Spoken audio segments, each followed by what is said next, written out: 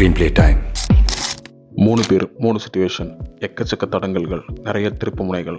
அதர்வா, ரஹ்மான், சரத்குமார் லைஃப்பில் நடக்கக்கூடிய சில விஷயங்கள் அதை தனித்தனியாக டீல் பண்ணுறாங்க. ஆனால் எல்லா விஷயங்களும் ஒரு பாயிண்டில் வந்து நிற்கிது. அதுதான் படத்தோட முடிவும்.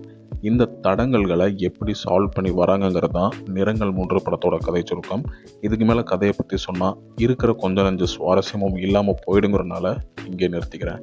கார்த்திக் நரேன், அதர்வா 2 பேருமே அவங்க கரியரில் ஒரு மோசமான ஃபேஸில் இருக்கிறாங்க. மாஃபியா, மாறன்னு கடந்த 2 படங்களுமே கார்த்திக்கு பெருசாக கை கொடுக்கல. இன்ஃபேக்ட் அவர் மேலே இருந்த கொஞ்சமான எதிர்பார்ப்பும் இதோட ஸ்டாப் ஆகுது. நரகாசுரங்கிற படம் மேலே அளவுக்கு அதிகமான கான்ஃபிடன்ஸ் வச்சுருந்தாரு. அந்த படம் வெளியே வரவே இல்லை.